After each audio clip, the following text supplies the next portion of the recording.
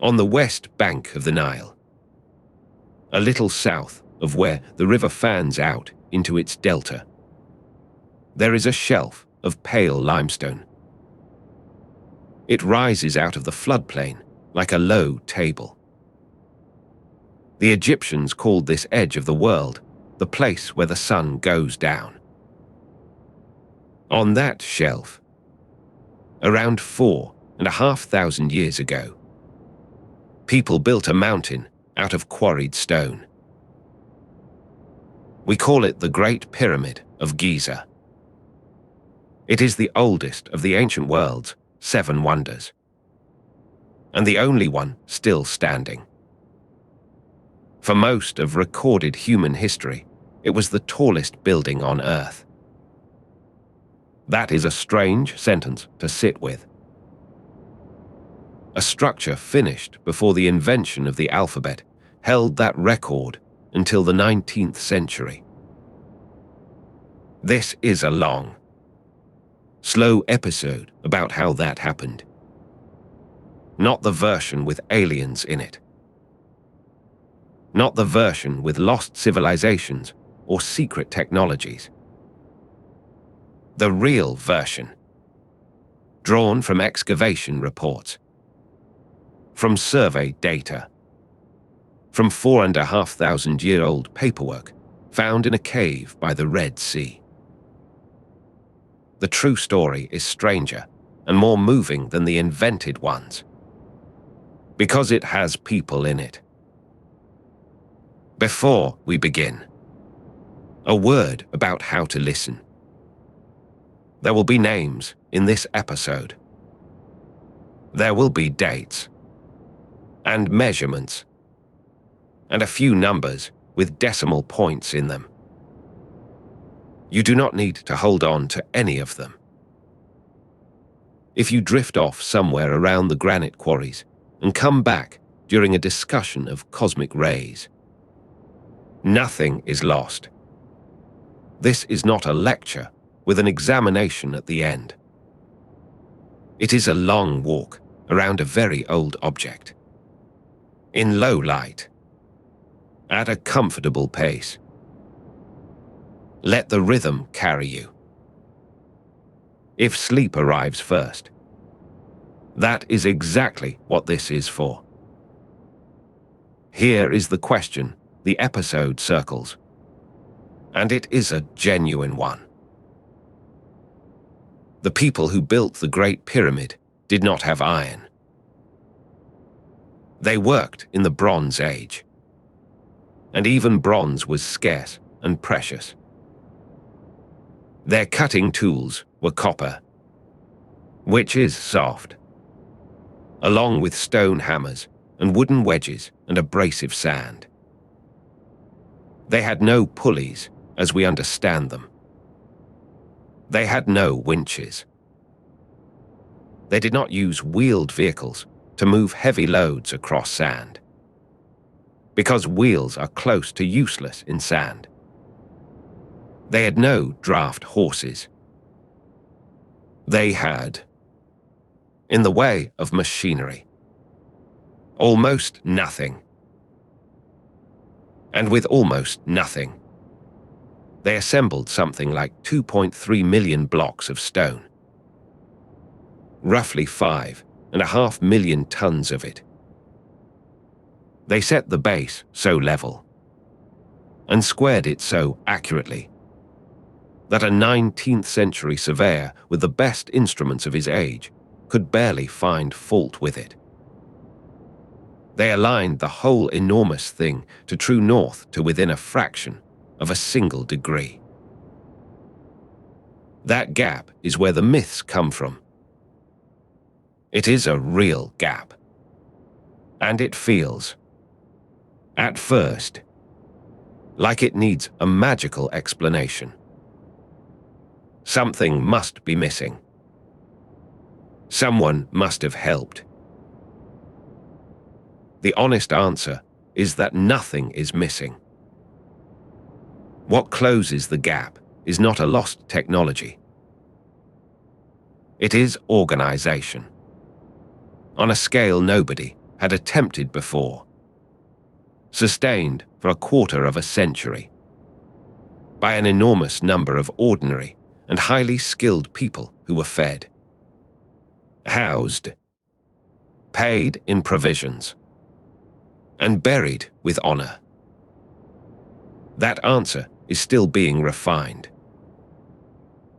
It is also, once you understand it, more impressive than any legend. So we will start not at the top of the pyramid, and not with the king who ordered it. We will start about half a kilometer away, at a place that nobody knew existed until the late 1980s. A place with bakeries in it. Just south of the Sphinx, tucked below the edge of the plateau, there is a stretch of ground the archaeologists call Heit el-Ghurab.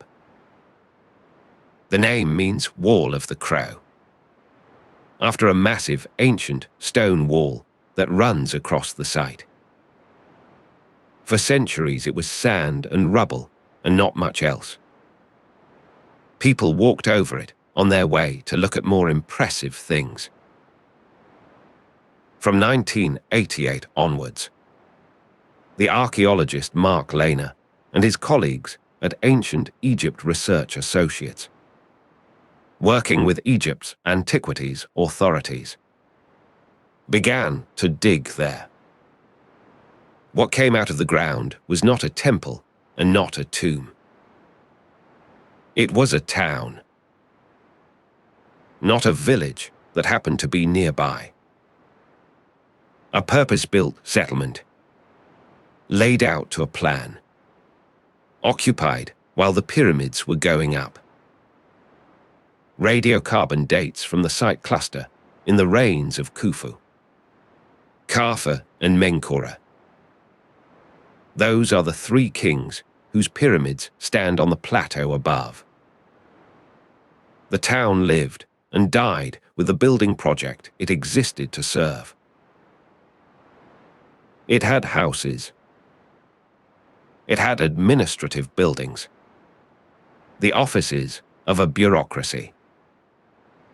It had long dormitory blocks, galleries where large numbers of people slept in rotation.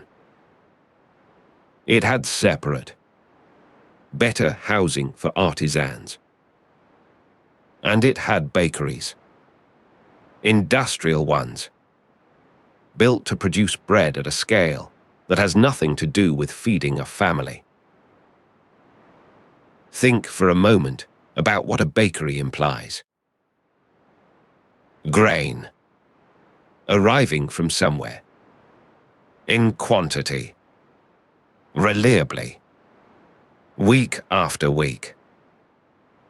Someone counting the sacks, ovens, and the fuel to fire them, and people whose job is the ovens, the dough, the heat, the smell of it drifting downwind across a construction site in the early morning. Alongside the bakeries were breweries. Egyptian beer of this period was thick, low in alcohol, and heavy with calories.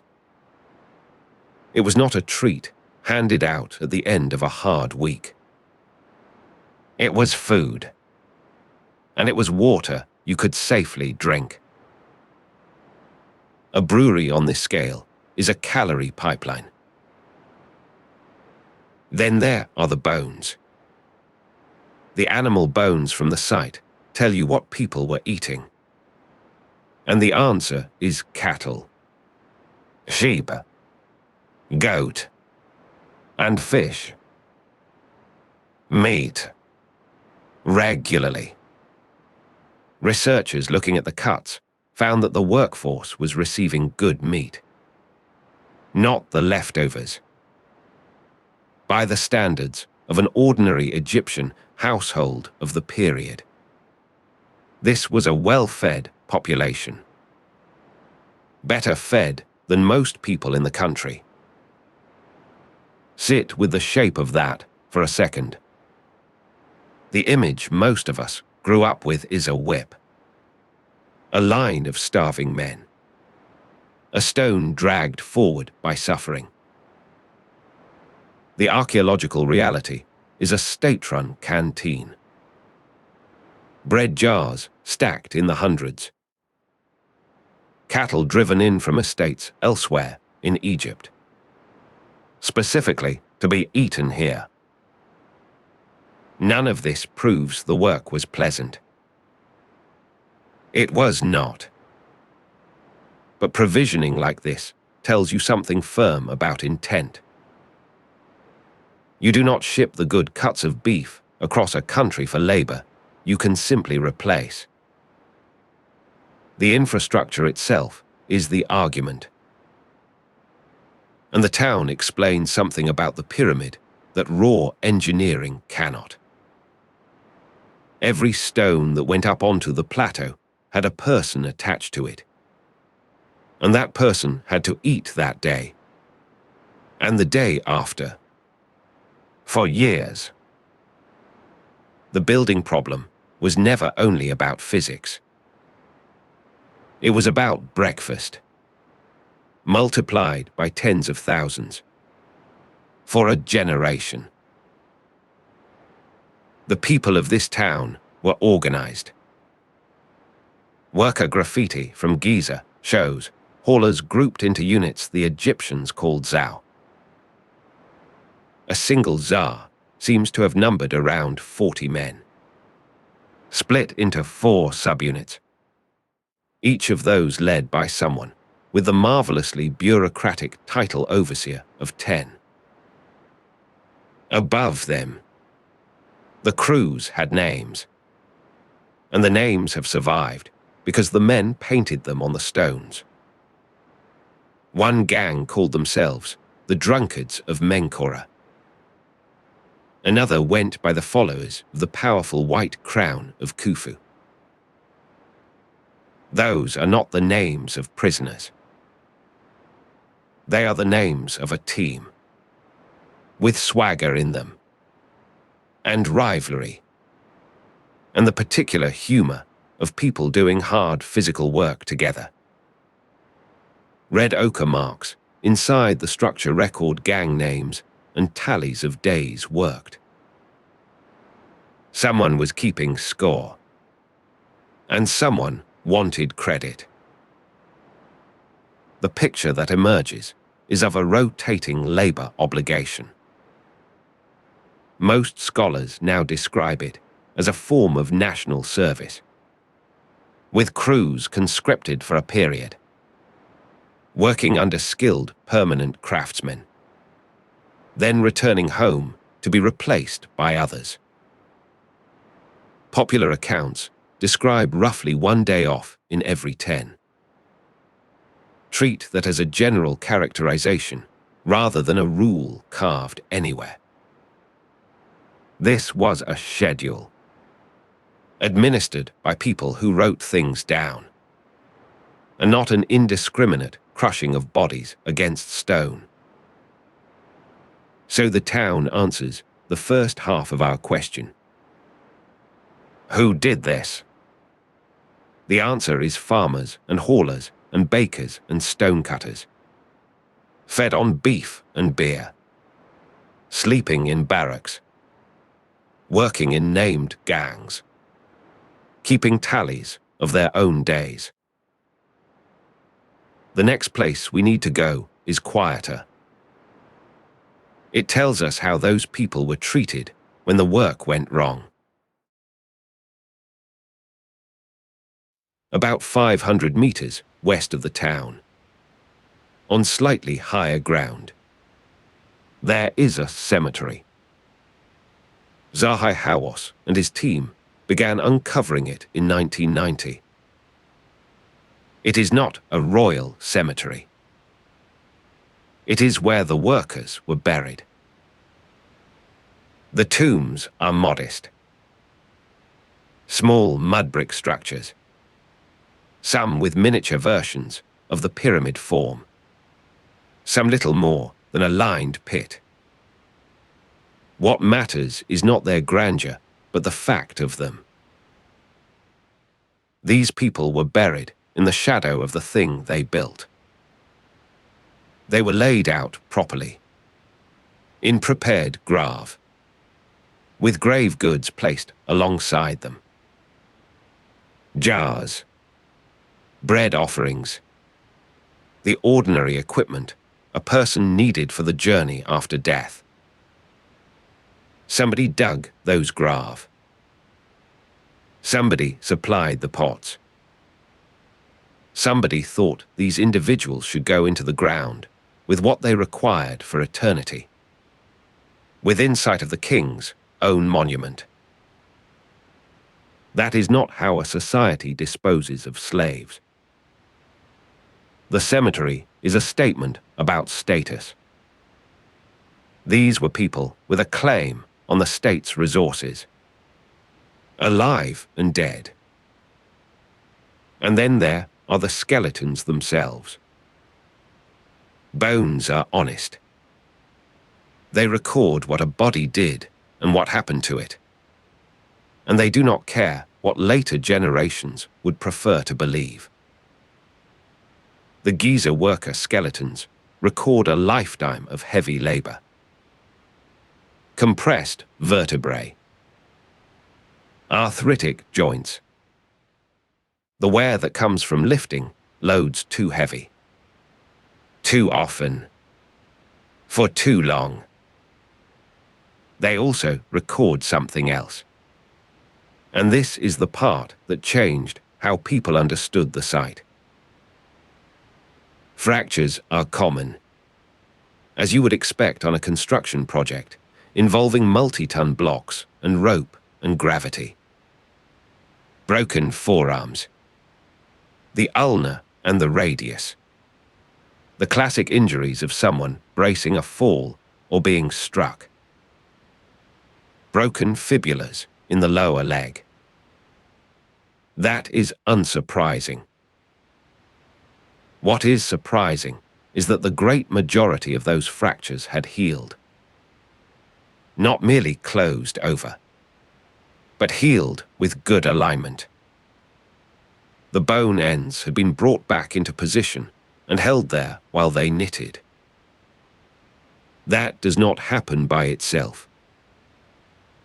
A badly broken forearm, left alone, heals crooked or does not heal at all. Alignment, this good, means the limb was set and splintered by someone who knew what they were doing. And the injured person was then allowed to rest until it mended. Somebody at Giza was practicing medicine, and somebody was competent at it. And somebody decided that an injured hauler was worth the weeks of food and shelter it took to get him back on his feet. 2 burials go further. Both are men, and both show what researchers interpret as surgical amputation. One lost a left leg. The other lost a right arm. In both cases, the cut ends of the bone show healing. Healing means the operation did not kill them. They lived through it, and then they lived on. One of these men is the reason this episode has a heart. He has no name. He never will. Nobody wrote it down, and nothing in his grave carries it. He is, in the literature, a catalogue number and a set of measurements. Here is what we can say about him without inventing anything. He was a working man on the largest building site in the world. At some point, something went wrong badly enough that his leg could not be saved. Whether it was a block, a fall, An infection following a break? We do not know. His leg was removed.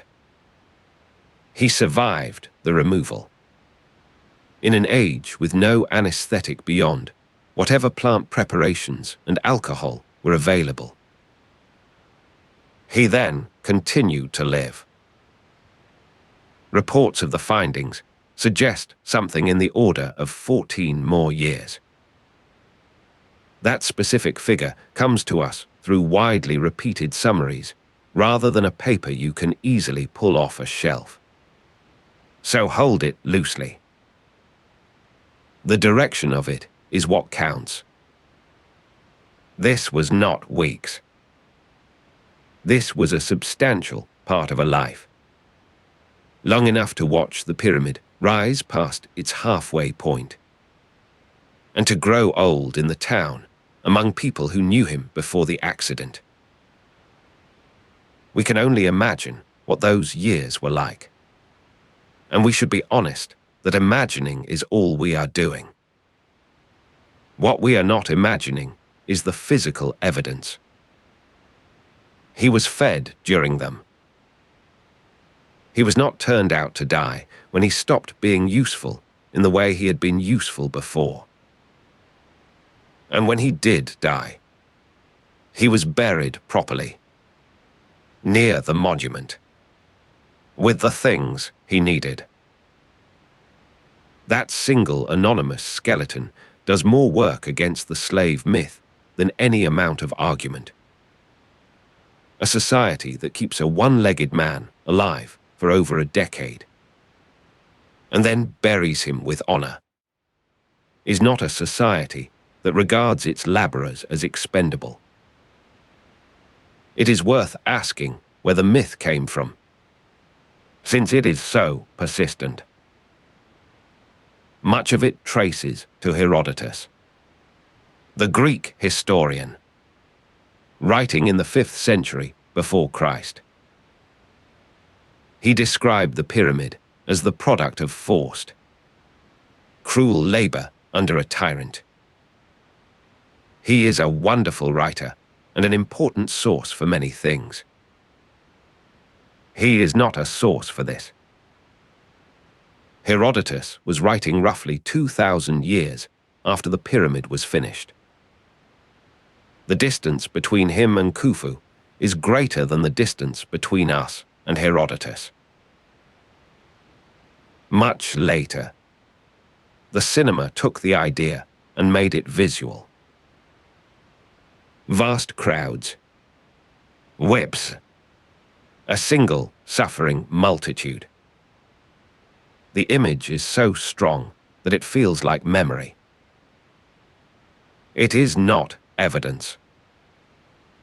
The evidence is the bakery, the beer, the beef, the set bones, and the grave.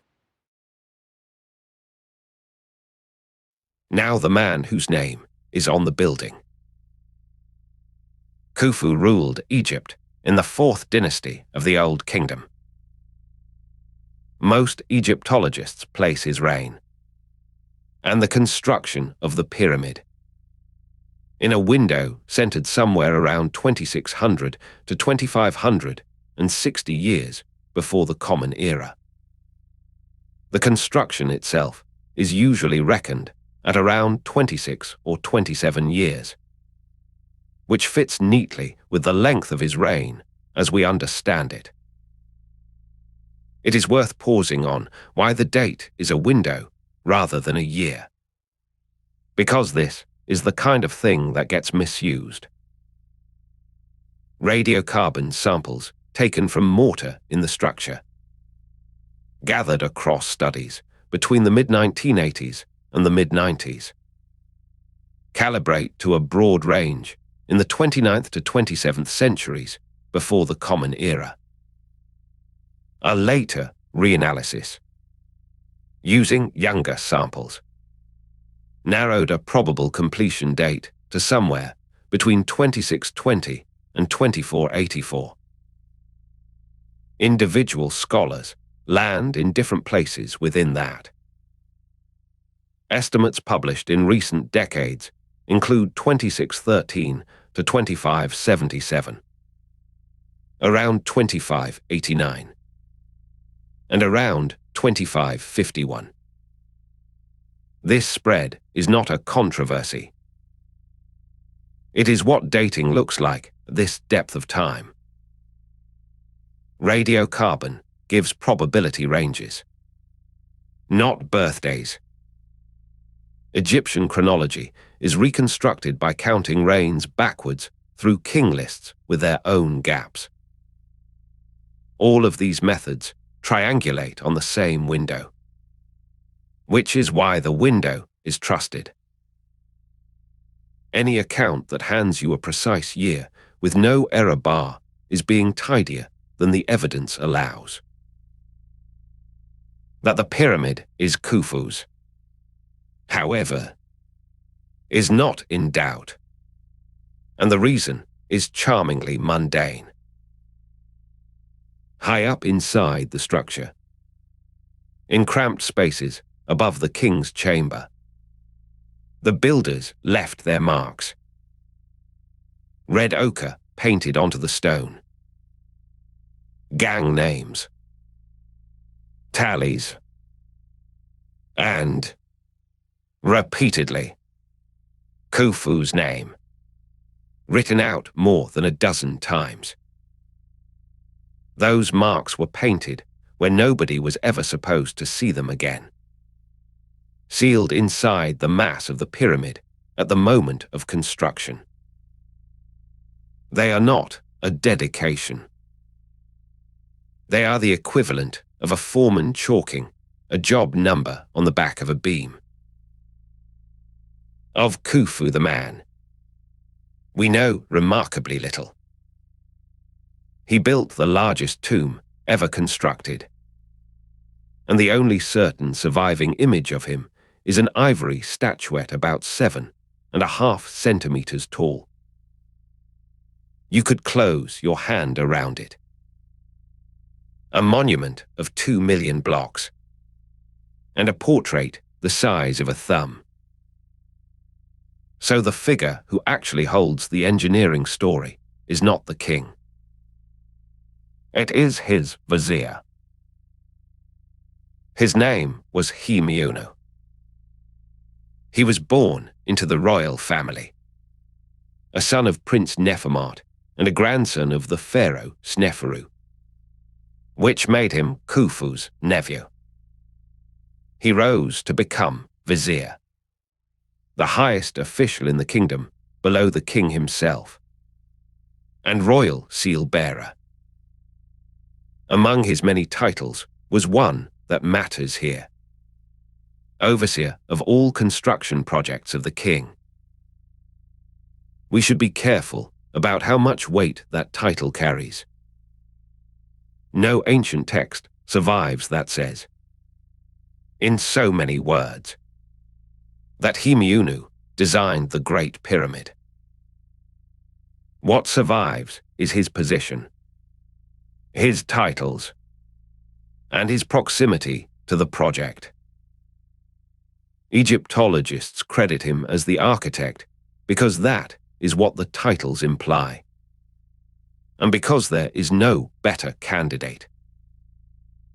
It is an inference, and a strong one, but an inference. What makes him vivid is that we have his face. His tomb, a large mastaba on the plateau, catalogued as G4000, was thoroughly looted in antiquity. But excavators recovered from it a life-sized limestone statue of the man, about 1.5 meters of seated figure. It is one of the most striking portraits to survive from the Old Kingdom, precisely because it is not idealized. Heit is shown heavy, substantial through the chest and stomach, with a broad face and an expression of complete composure. Egyptian art of this period used bodily fullness to signal prosperity and high office. This is a portrait of a man at the top, and it makes no effort to make him beautiful. He sits there, hands on his thighs, entirely at ease.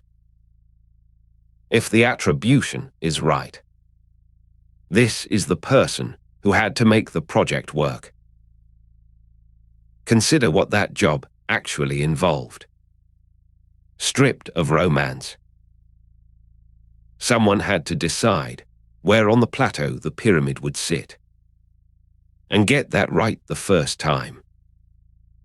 Someone had to organize the quarrying, the boats, the harbor, the canals, the ramps, the copper supply, the rope supply, the grain that became the bread that fed the men who did all of it.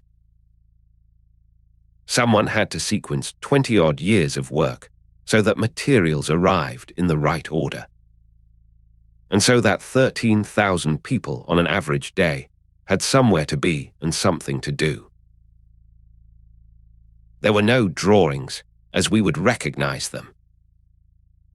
No mathematics of load-bearing beyond hard-won practical rule.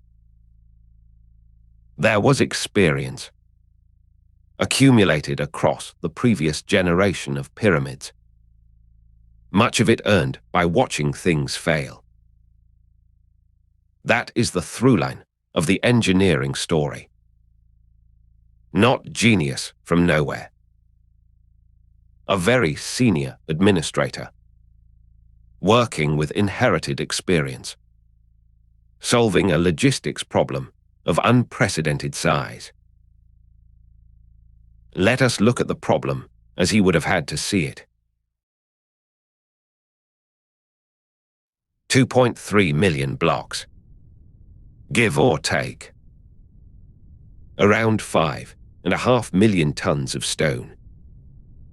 Something in the order of 2.6 million cubic meters of finished volume. Spread across 27 years. That is roughly 250 blocks set in place every working day. Not quarried, not moved, but finally positioned and leveled. Every day. For a generation. The bulk of the mass is local limestone, quarried on the plateau itself, a few hundred meters from where it was going. The Egyptians did not haul the core of the pyramid across the desert. They cut a hole in the ground next to it and lifted the material uphill. Cutting it was slow, patient work. Copper chisels and stone pounders to define a block on 3 sides. Then a channel cut down its length.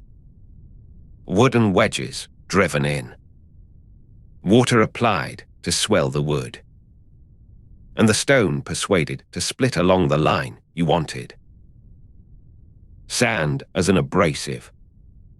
Worked under a copper saw with a great deal of pressure and a great deal of time. An experiment in this technique turns an unimaginable number into an ordinary one. The stonemason Frank Burgos worked a block with period-appropriate tools. 4 workers. 6 hours a day. Took 4 days to produce a single 2.5-ton block. Run that forward. To hit 250 blocks a day, you need something like 3,500 quarrymen working continuously. That is a lot of people. It is not a mysterious number. It is a large workforce doing a slow job in parallel, which is what the town with the bakeries was built to sustain.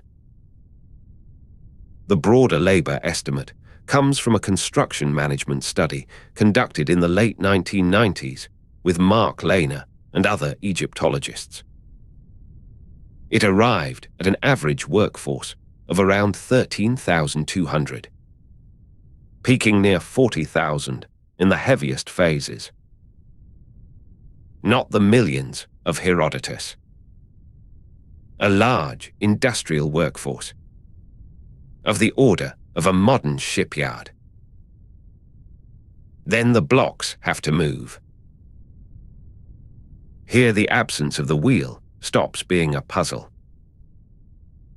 Wheels sink in sand. What the Egyptians used instead were wooden sledges, and ropes, and men, and, crucially, water. In 2014, a team of physicists in Amsterdam published a study in Physical Review Letters, taking this seriously as a mechanics problem. They dragged weighted sledges across sand and varied how wet the sand was. Dry sand is terrible. A sledge plows into it and builds a heap in front of itself, and you spend your effort pushing that heap. Add water, and something quietly clever happens. Droplets form capillary bridges between the grains, gluing them together. The surface stiffens. The sledge stops digging in and starts riding. With the right amount of water, the pulling force required roughly halves. Half the men, or twice the load. The effect has a sweet spot. Past about 5% water content, the sand becomes sodden and friction climbs again, higher even than dry. You have to know how much to pour. The study was prompted by an ancient painting, and it is worth being precise about which one. It comes from the tomb of Jehuteotep and shows a colossal statue on a sledge hauled by rows of men, with a figure at the front pouring liquid onto the ground before the runners. That painting is Middle Kingdom, centuries later than Giza, and it depicts a different monument entirely. It is not a picture of Khufu's builders. It is evidence that the technique belonged to the Egyptian repertoire, and the physics works regardless of the century. Picture it. Then, in the concrete, a crew of men in a rope line, feet dug in, leaning into a rhythm. A sledge with a limestone block lashed to it. A man ahead of them with a jar, wetting the track, judging the amount by feel. The creak of rope under tension. The hiss of the runners. Somebody calling time, so everyone pulls on the same beat. Dust and heat, and the sound of a few thousand people doing the same thing across the plateau. Which leaves the hardest part of the problem, and the part that is still not solved. Getting the stone up. Nobody knows exactly how the blocks were raised. That sentence is not a concession to mystery mongers. It is an accurate summary of a live academic argument, and it is worth understanding why it persists.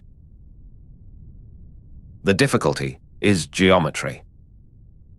A ramp needs a shallow enough gradient for men to drag a load up it.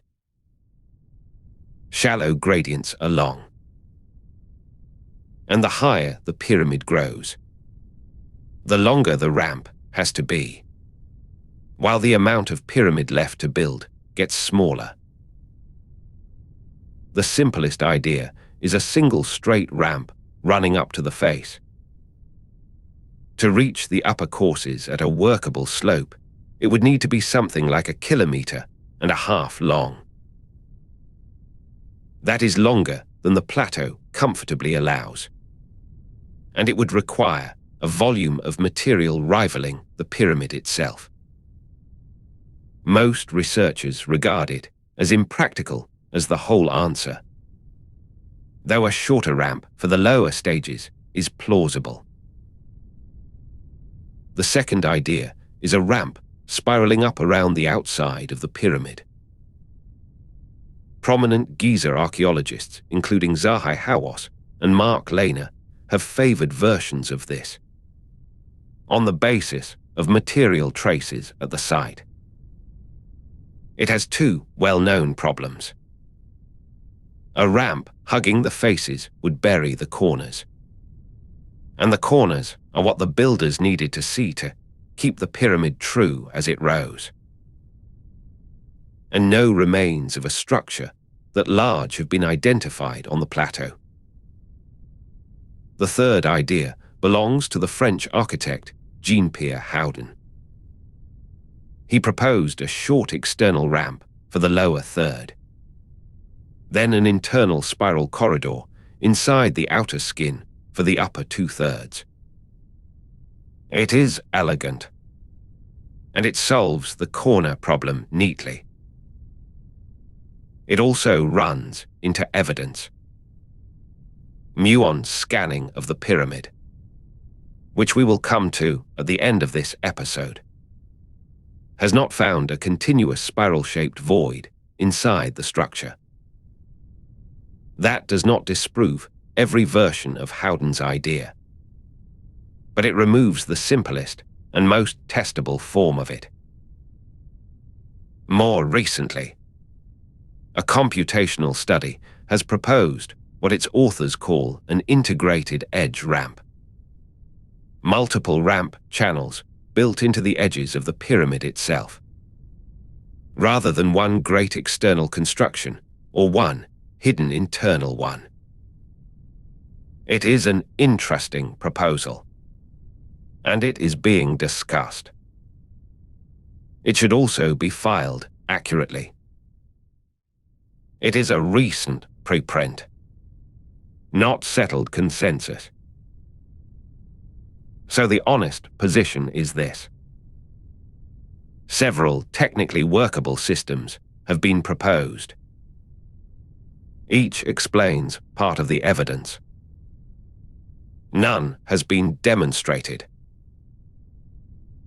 That is a real open question, and a normal one.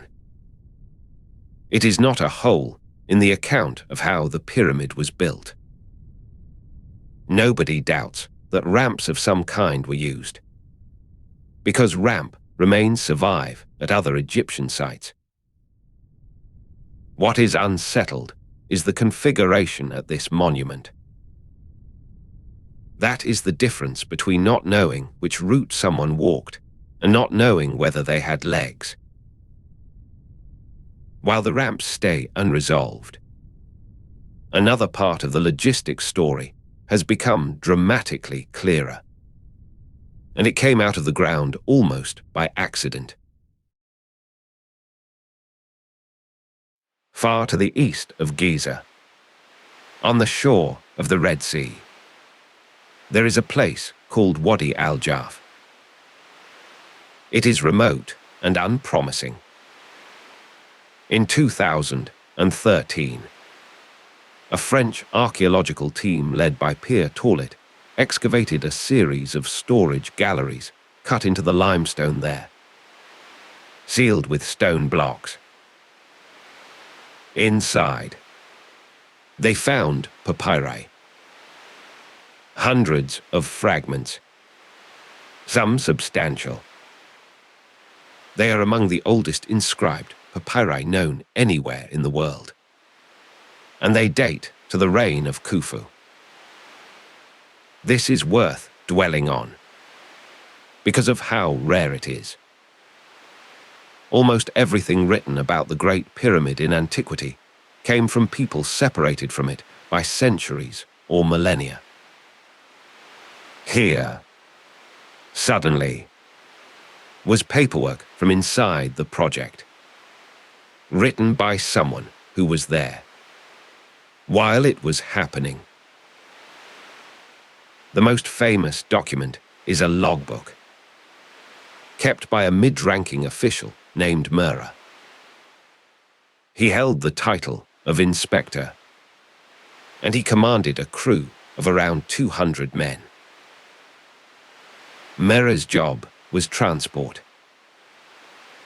His team moved blocks of fine white limestone from the quarries at Tura, on the east bank of the Nile, across to the building site at Giza. The distance is modest, 15 or 20 kilometers, but the cargo is stone and the route is water. They loaded the boats and worked the river, and the canal network dug to bring vessels close to the plateau. Then they unloaded, turned around, and did it again. His diary records the round trips, days of the month, destinations, cargoes, the officials he reported to. It is written in the flat prose of an administrator keeping a record because his superiors will want one. There is no poetry in it. That is exactly what makes it extraordinary. Mura is not a hero. He is a middle manager with a clipboard. 4,500 years ago, logging the fact that his crew made the crossing again today. Through the small window of his logbook, you can see the whole machine turning. The canal that had to be dug and maintained. The harbour basin near the pyramid. The boats and the shipwrights who built them. The officials above Mura who set the schedule. The document is dated to Khufu's 27th year. If the pyramid took around 26 or 27 years, then Mura's crew were ferrying the fine limestone casing at the very end of the project. He may have been delivering the skin that went on last.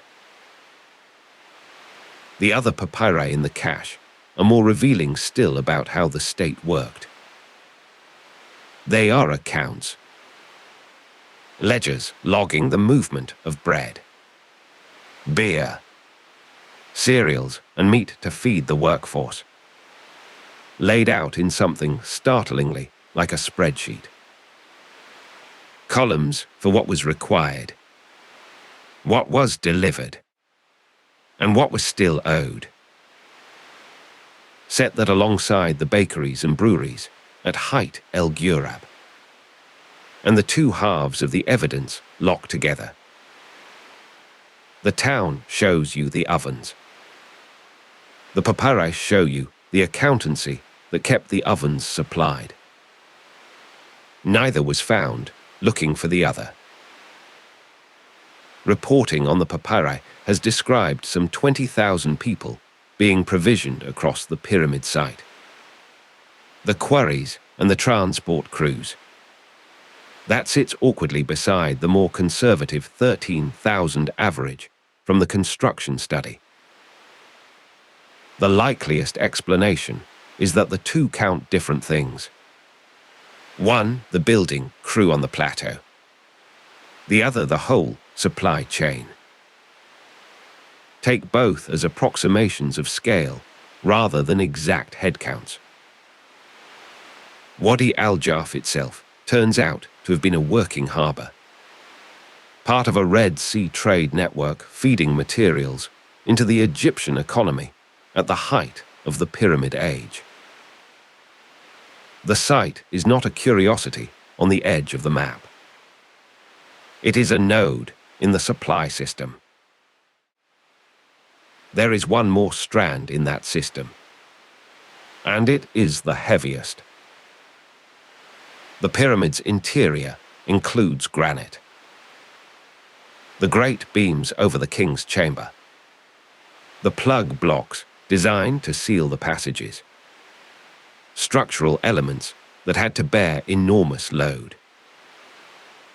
Granite is far harder than limestone, and it does not occur at Giza.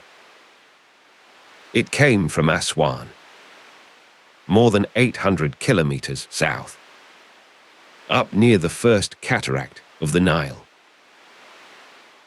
The general picture there is not controversial, though the fine detail of Old Kingdom granite working is less well documented than one might like. The stone was quarried in the far south, loaded onto barges, and floated down the Nile with the current. Individual granite beams in the king's chamber weigh in the tens of tons. Everyone made that journey by river, was unloaded, was moved across the plateau, and was raised into position dozens of meters above the ground. That is the logistics answer to our opening question. Or most of it. Not a secret. A river. A fleet. A harbor. A canal. A bureaucracy. And a great many boats. But logistics alone does not explain the other thing that astonishes people about the Great Pyramid. It explains the mass. It does not explain the precision. Now we come to the numbers, and to the place where careful history and popular fantasy diverge most sharply. Let us go slowly and be exact about what is true. Start with what is genuinely remarkable, because it is remarkable, and it is measured. The four sides of the Great Pyramid are aligned to the true cardinal directions. Not magnetic north, which wanders and which the Egyptians had no way of detecting. Geographic north, the actual axis of the Earth's rotation. The average deviation is about 3 minutes and 38 seconds of arc, roughly a tenth of 1 degree. Modern survey work by Glenn Dash, working with ancient Egypt research associates, put the accuracy at better than 4 minutes of arc. This is not folklore. It rests on precision survey data, gathered first by Flinders Petrie in the 1880s and later by modern surveyors who found that Petrie had been very nearly right. Petrie's numbers are worth hearing. He found a mean error in the corner angles of just 12 seconds of arc. He found that the four sides, each around 230 meters long, differed from one another by an average of only 58 millimeters. 58 millimeters. Across a base, you could lose several football pitches in. And the joints of the casing stones averaged 0.5 millimeter, between blocks weighing several tons each. Cut by hand. So how did they do it? There is a well-supported answer, and it does not require anything we do not know they had. To find true north, you can use the sun. Plant a vertical rod in level ground and mark the tip of its shadow through the day. Around the equinox, Those marks trace a line that runs very nearly true east to west. Square that, and you have your north. Modern testers found the method lands around 2 minutes and 9 seconds off true. Another approach, using a sighting device with a small hole, tested at just 19 arcseconds off. Both are good enough. And there is a lovely piece of supporting evidence that the Egyptians used one repeatable technique.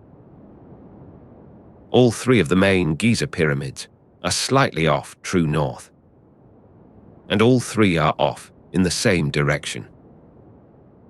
Each is rotated a fraction counterclockwise. That shared bias is the fingerprint of a method. 3 independent lucky guesses would scatter.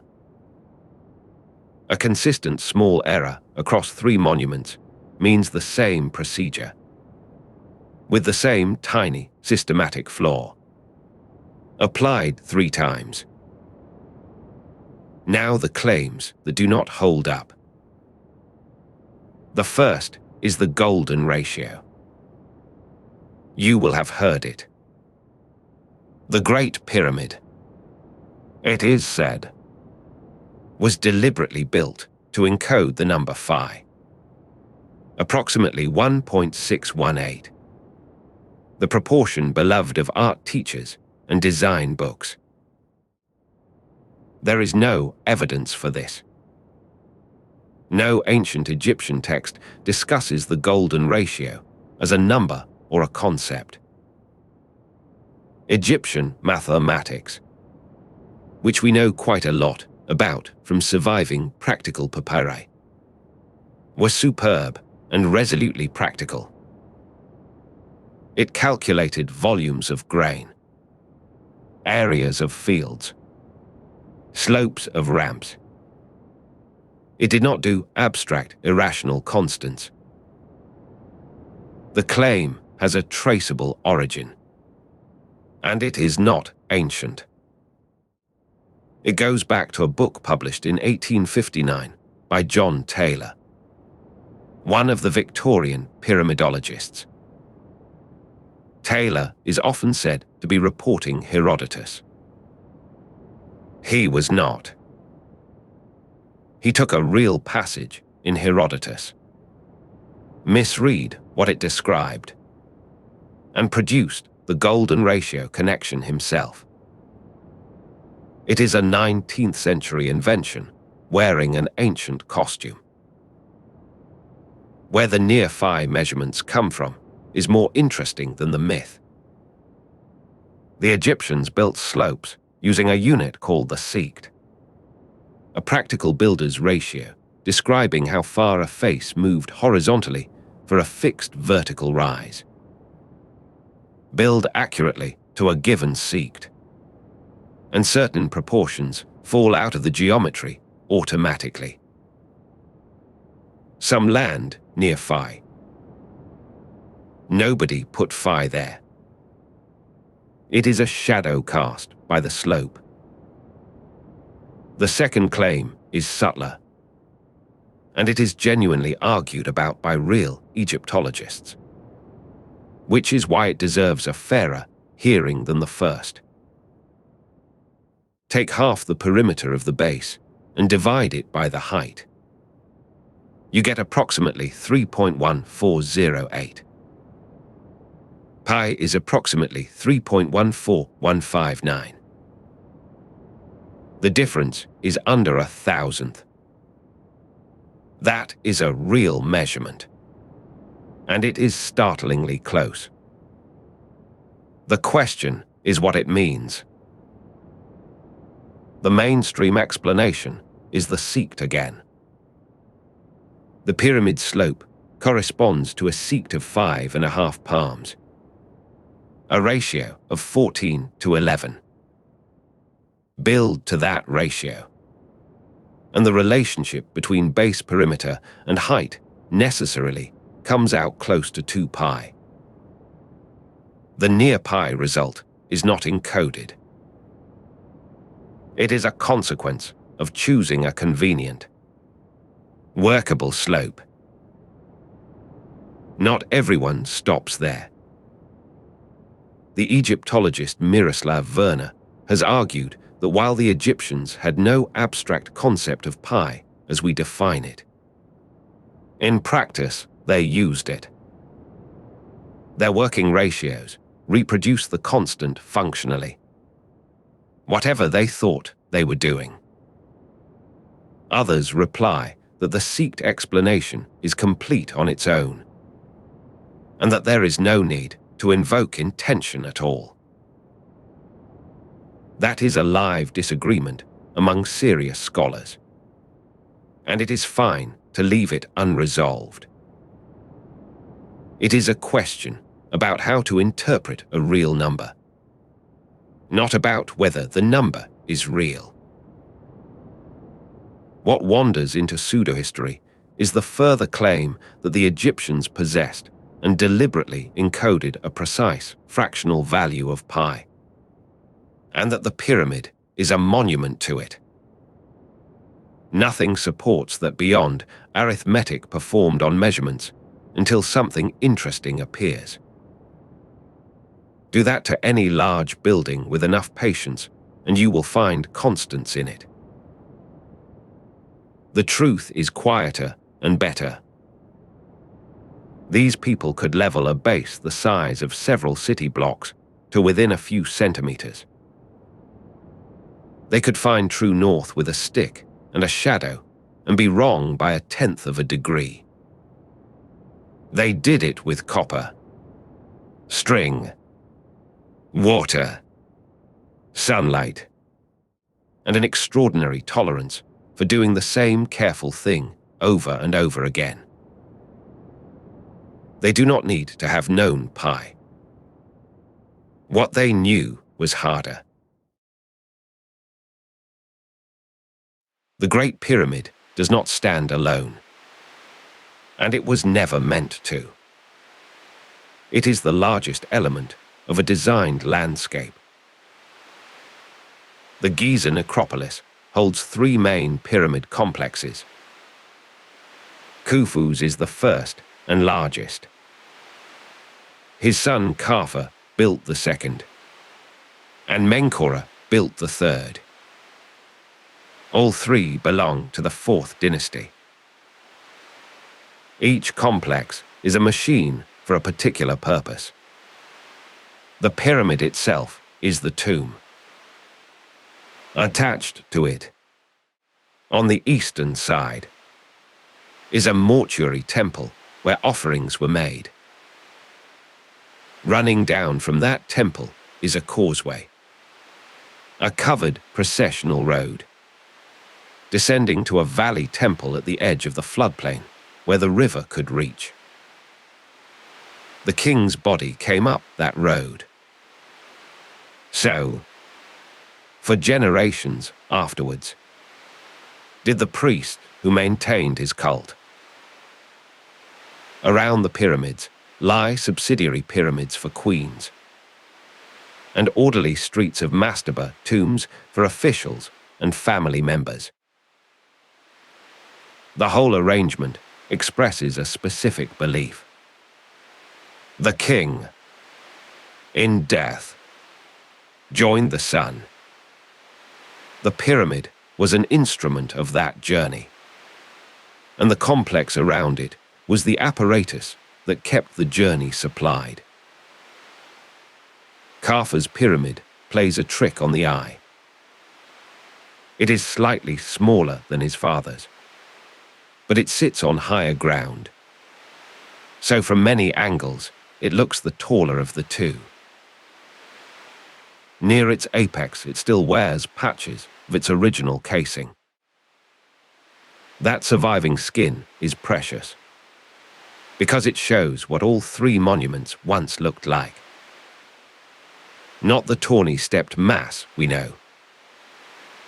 Smoother, sheer faces of polished white limestone, rising unbroken from the desert. Kaffa's complex includes 5 boat pits and a subsidiary pyramid with a hidden statue chamber. It also includes the Sphinx. The Great Sphinx is around 73 meters long and 20 meters high, carved largely from the living limestone of the plateau.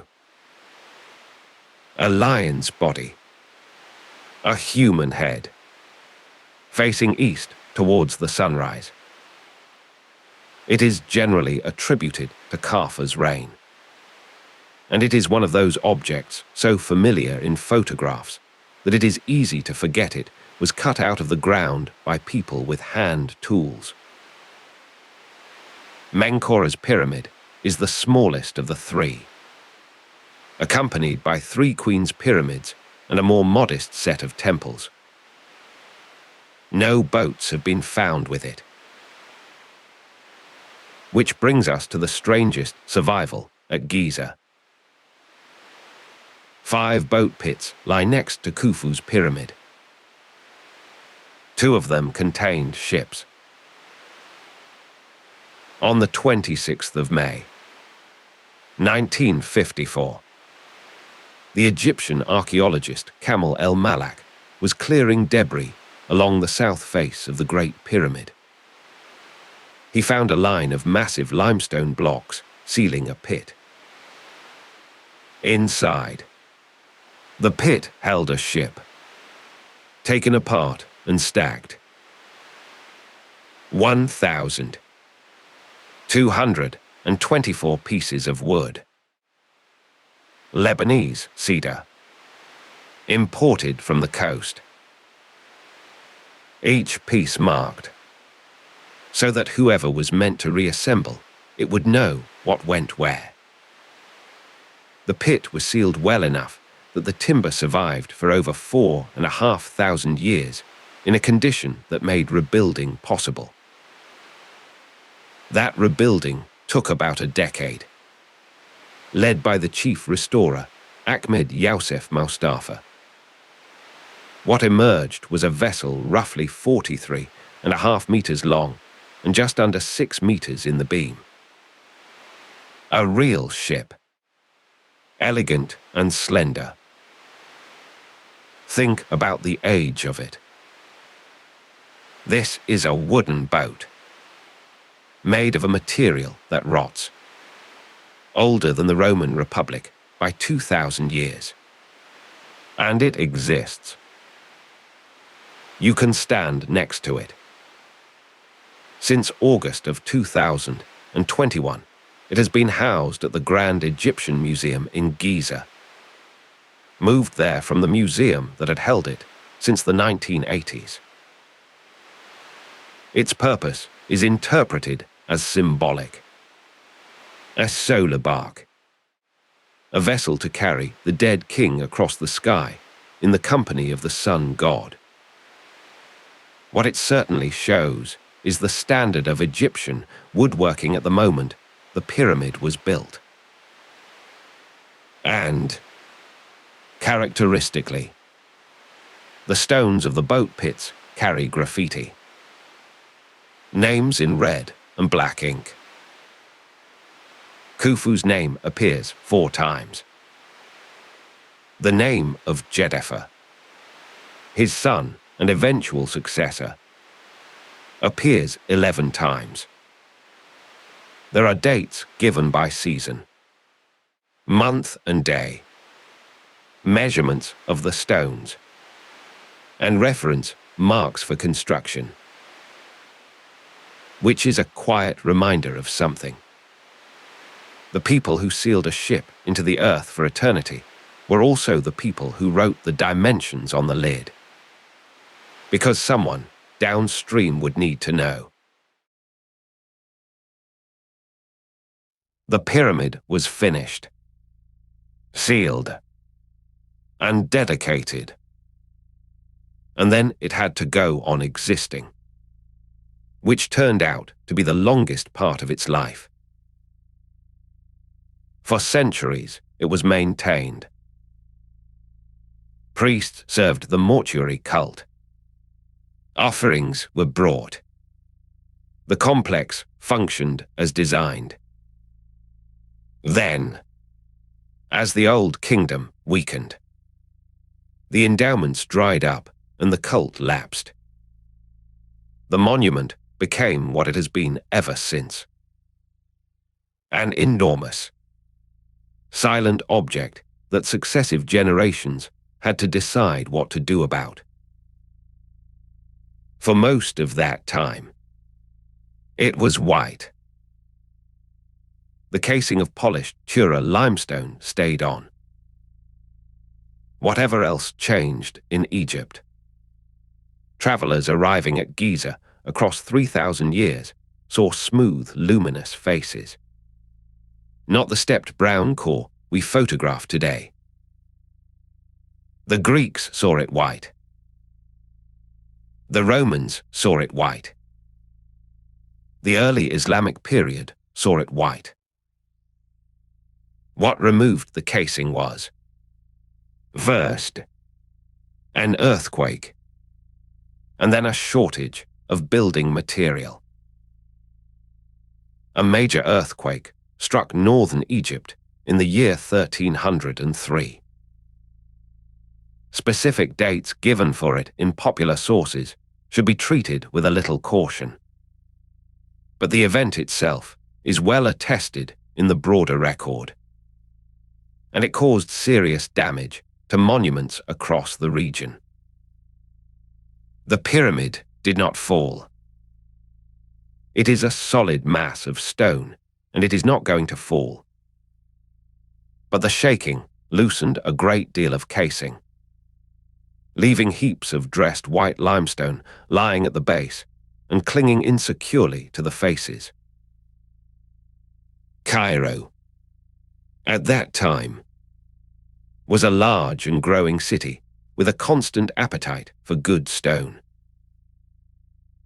In 1356, the Bahri Mamluk Sultan an-Nasir ad-Din al-Hassan had the loosened casing carted away and reused as building material.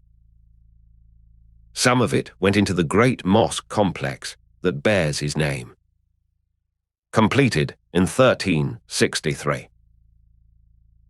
In the early 19th century, Muhammad Ali Pasha took more, reportedly for his own mosque in the Cairo citadel, though that attribution rests on popular rather than scholarly sources. There is something quietly astonishing in that. Some of the finest cut stone in the ancient world, hauled from Tura by Mera's crew and their colleagues, dressed to half-millimeter joints, spent 4,000 years on a pyramid and then went into a mosque. Parts of medieval Cairo are, in a literal sense, the skin of the Great Pyramid. Then the monument entered the age of investigation, which was not always kinder. Between 1798 and 1801, Napoleon Bonaparte's expedition occupied Egypt. Militarily, it ended badly. Intellectually, it changed everything, because Napoleon brought with him a corps of around 150 scholars, engineers, artists and scientists, and founded an institute in Cairo to house their work. Those men fanned out across the country and measured it. The result was the Description de l'Egypte, the first attempt to record Egypt's monuments systematically, with drawings and measurements rather than travelers' impressions. It is broadly fair to call that the beginning of Egyptology as a discipline. The old approach did not die immediately. In 1837, Colonel Richard William Howard Vyse turned his attention to a small space known to exist above the king's chamber. He noticed a crack in its ceiling. pushed a long reed through and found that the reed kept going. There was another space above. His method for reaching it was gunpowder. Over roughly 3.5 months, using explosives and boring rods, he blasted a passage upward through the solid masonry. He found 4 more chambers stacked above the first, 5 in total. These are the relieving chambers, spaces that distribute the colossal weight of the pyramid away from the ceiling below. Their walls were covered in the red-painted graffiti we met earlier. Gang names, tallies, Khufu's name, over and over, sealed there since construction. So Vise found the most important evidence tying the monument to its king. He found it by blowing a hole through the inside of a wonder of the ancient world. By any modern standard, the method was vandalism, and it marks how much archaeology still had to change. That change arrived in this story, in the person of Flinders Petrie. Between 1880 and 1882, Petrie surveyed Giza properly. He lived on site, in a rock-cut tomb, and worked with instruments he had partly built and calibrated himself. He measured obsessively, recorded his methods and his error margins, and published the results as the Pyramids and Temples of Giza. Almost every precise statement anyone makes about the pyramid's dimensions still rests on that survey. There is an irony in Petrie. He came to Egypt partly because his father was taken with the pyramidological theories of the day, the ones about encoded sacred measurements. Petrie went to measure the pyramid and settle the question. He measured it, found the theories did not survive contact with the data, and said so. Then he spent the rest of his life inventing modern field archaeology. Which brings us to the present, and to the last thing anybody found. On the 2nd of November, 2017, the Scan Pyramids project published a paper in Nature. They had found a space inside the Great Pyramid that nobody knew was there. The method is worth explaining slowly, because it is beautiful. Cosmic rays strike the upper atmosphere constantly, producing showers of particles. And among those particles are muons. A muon is heavy, short-lived, and remarkably good at passing through solid matter. They rain down on all of us, all the time, and pass through our bodies without incident. They are not entirely unstoppable. Muons are absorbed at a rate that depends on how much material they travel through. More stone, fewer muons on the other side. Less stone, more muons. So if you place detectors inside and around a pyramid, and count muons arriving from every direction for long enough, you can build a density map of everything above you. It is an X-ray, taken with particles that come free from space, of an object made of several million tons of rock. The teams did this. In the muon data, they saw an area where far more particles were arriving than the solid stone model predicted. Something above the Grand Gallery was not stone. A void, roughly 30 meters long. The result was checked hard before it was announced. And this is the part that matters for trusting it. 3 different detector technologies were used. Nuclear emulsion film plates in the Queen's chamber. Scintillator hodoscopes in the same chamber. Gas detectors outside the pyramid entirely, looking in from a different angle. 3 separate teams analyzed their own data. All of them saw the same void, in the same place. That is not an instrument glitch, and it is not wishful reading of noise. It is a physical space, 30 meters of it, sealed inside the Great Pyramid since the day it was closed. What is it for? Nobody knows. And the research team themselves are entirely open about not knowing. The plausible explanations are architectural. It may be a relieving space, like the chamber's vise blasted into, taking load off the Grand Gallery's ceiling. It may be a construction gap rather than a designed feature. It may be a corridor or chamber with a purpose we have not identified.